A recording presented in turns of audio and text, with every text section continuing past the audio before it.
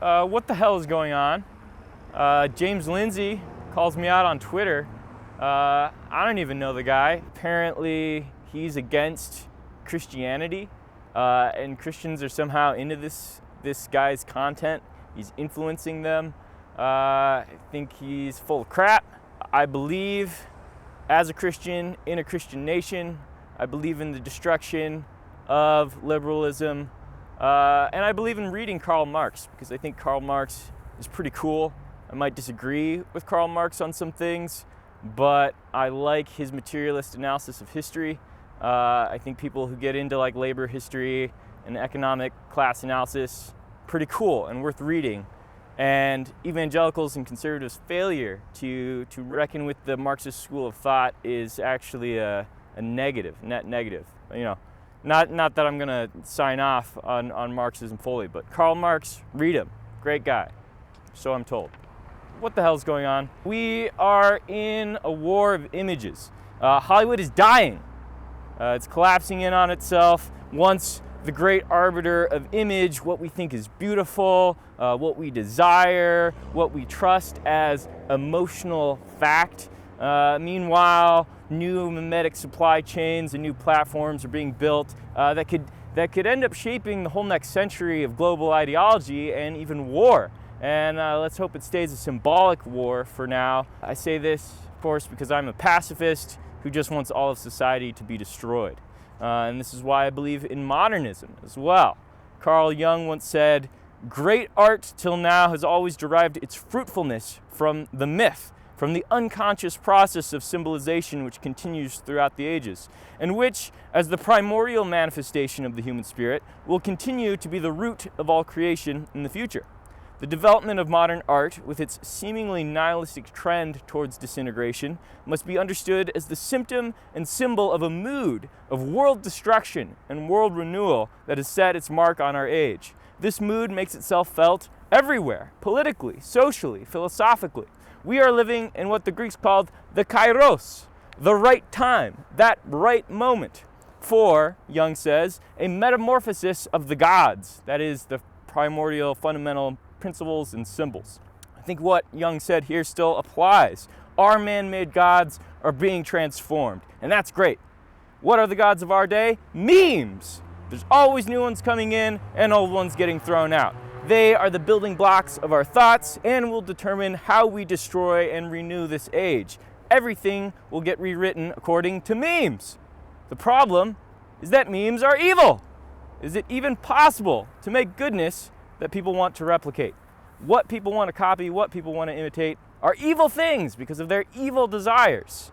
It might be so superhumanly hard to make a meme that is good, that makes people want to replicate goodness, that only a few people alive at any given time can do it. Everyone else is planting images in your head that are evil and stupid. What the hell's going on? Only solution is radical iconoclasm. God made an image of himself, his son, and broke it. The shattered fragments of God's self-portrait are our bread. It's a blood-stained glass window into heaven. And we wait with fear to see God face to face. We do not see him yet, which means that the images will be imperfect, if not outright fake. So we must deface the gods, deconstructing the power of these symbols that are used to control us and are trying to get in the way of our vision of the true living God. The problem is that we rely on all these images, these memes, these jokes, codes to communicate to each other, to get what we want, to corral people into trusting one another. Conservatives don't want to burn through what little social trust we have left. Trust is how everything works. How can you get someone to trust you when you don't have a shared language, shared symbolic reference point to base your life around? Well, you just have to show them your character organically. But what about when you have hundreds of people around you? Thousands. You can't prove yourself individually to them one by one. They can't prove themselves to you. So you just need these tokens, these symbols, these shibboleths, like a flag or a bumper sticker or some graduate certificate that says, I'm trustworthy, I'm on your side in all of this. Confronted by the horror of realizing that every human being probably plays some vital organic role in the life of the human race, in the human body, one incorporated humanity. whether the most brilliant and beautiful and powerful people who hate you and want nothing to do with you and want to destroy you, even as you depend on them for everything, or even the worst people that we want to cut off, that we want to isolate or to destroy.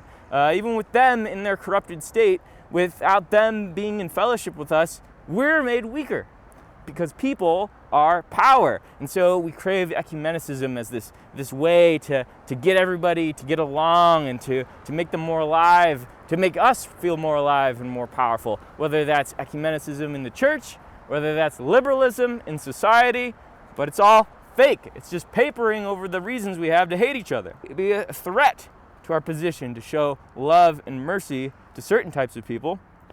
If that's the case, then, they're dangerous. We can't dialogue with them. In a way, it's an act of asceticism to excommunicate someone or to tar and feather them as untouchable. This person's unclean. Their thoughts are evil. I don't want to talk with them. They shouldn't have a platform. Whether that's the liberals, the right-wingers, the nut jobs. What the hell's going on? We have to endure life in communion with just a few people when really, if we all loved God, then all would be in communion with all. But that isn't happening, so we hate each other.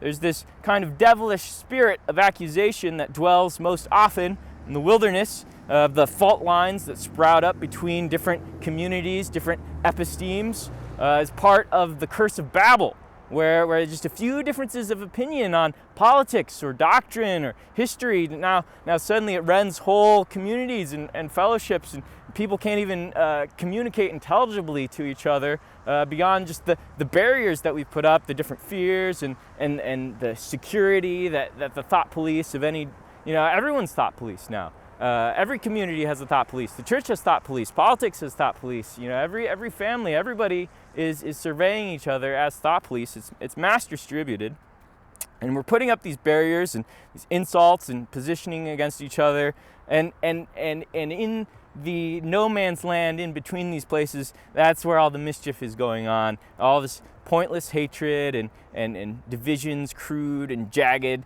no matter how precisely, we separated ourselves from that group of people.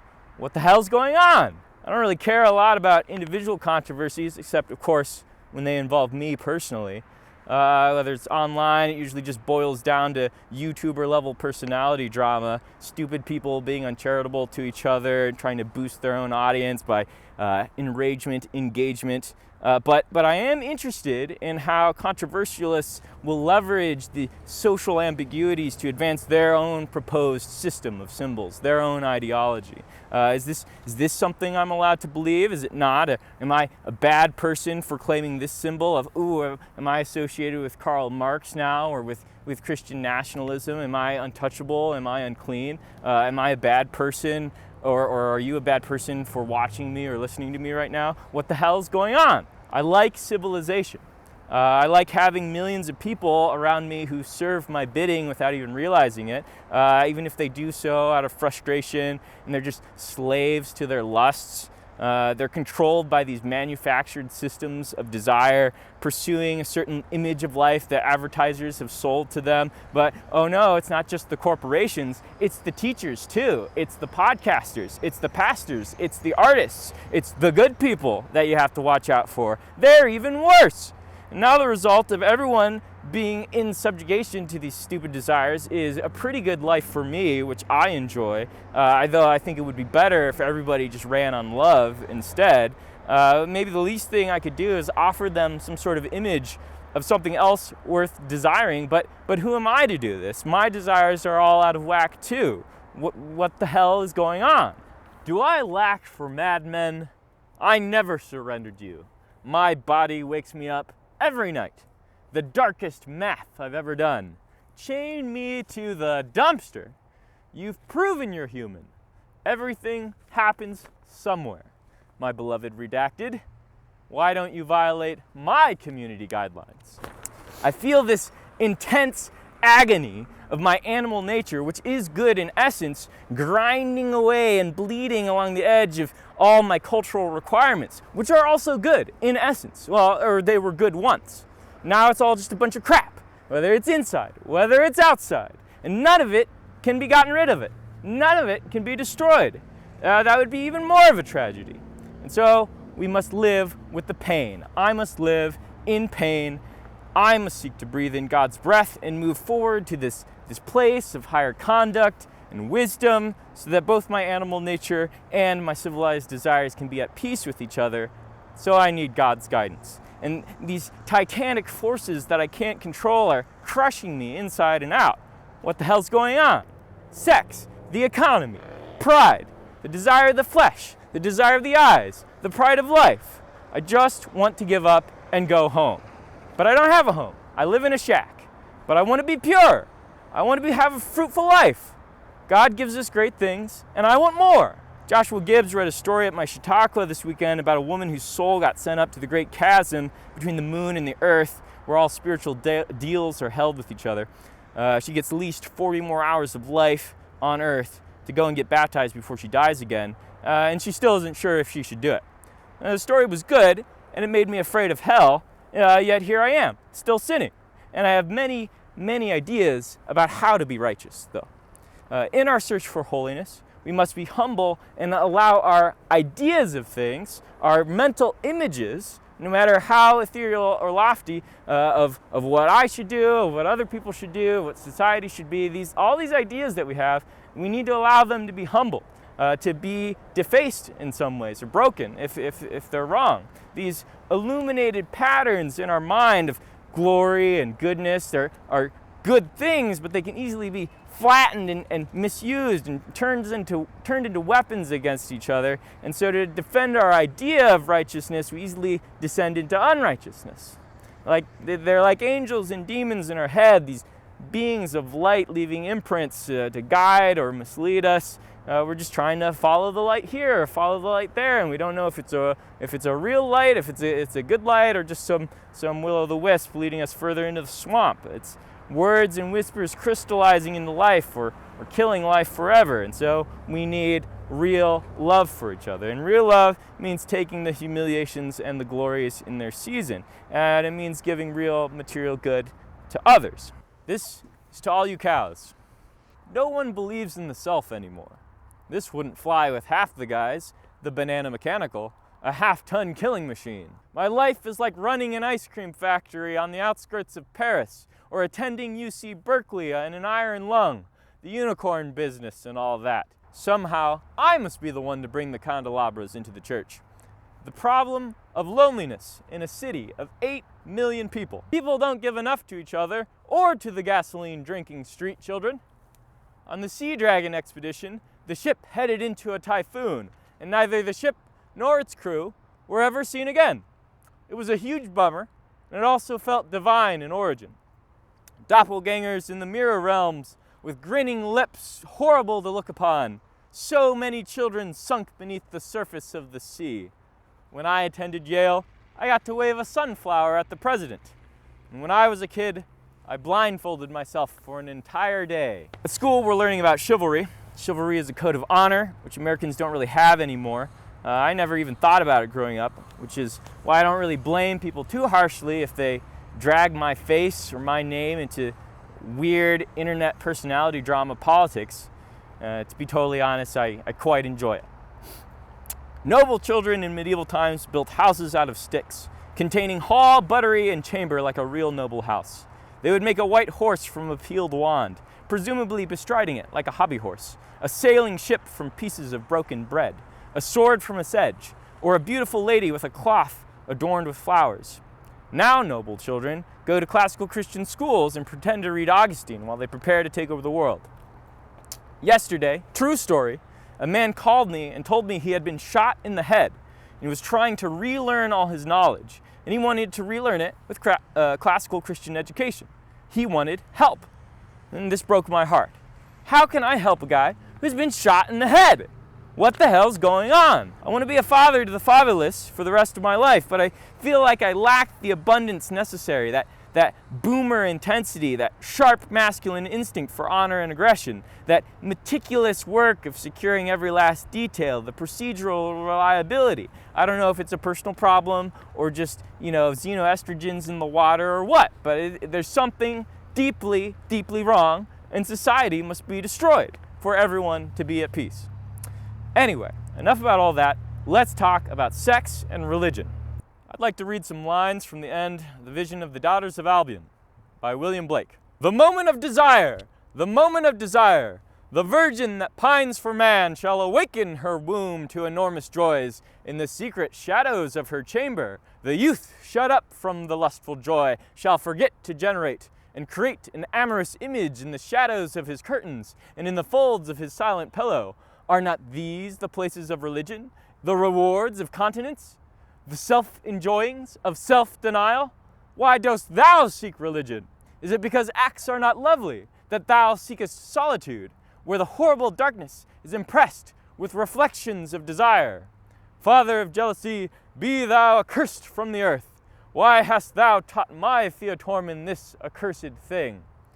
Till beauty fades from off my shoulders, darkened and cast out, a solitary shadow wailing on the margin of non-entity.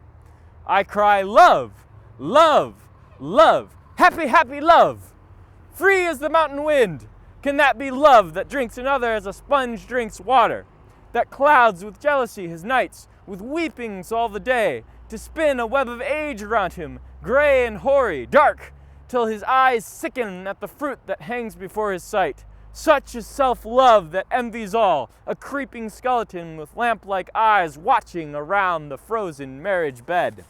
But silken nets and tramps of adamant will Oathon spread, and catch for the girls of mild silver or of furious gold. I'll lie beside thee on a bank and view their wanton play, in lovely copulation, bliss on bliss with Theotormin, red as the rosy morning, lustful as the firstborn beam. Oathon shall view his dear delight, nor e'er with jealous cloud come the heavens of generous love, nor selfish blightings bring. Does the sun walk in glorious raiment on the secret floor where the cold miser spreads his gold? Or does the bright cloud drop on his stone threshold? Does his eye behold the beam that brings expansion to the eye of pity? Or will he bind himself beside the ox to thy hard furrow? Or does not that mild beam blot the bat, the owl, the glowing tiger, and the king of night? The sea-fowl takes the wintry blast for a covering to her limbs, and the wild snake the pestilence to adorn him with gems and gold, and trees, and birds, and beasts, and men, behold their eternal joy. Arise your little glancing wings and sing your infant joy. Arise and drink your bliss, for everything that lives is holy. Thus every morning wails Oathon, but Theotormin sits upon the margined ocean, conversing with shadows dire. The daughters of Albion hear her woes, and echo back her sighs. Thank you, daughters of Albion. Thank you. You're all very beautiful, and I love you very much. This is for you, James Lindsay. This is for you who are trapped in a dead and dying religion.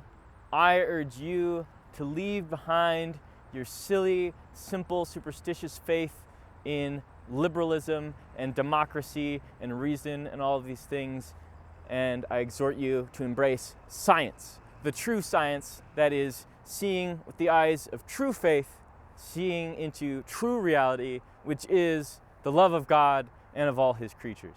Thank you.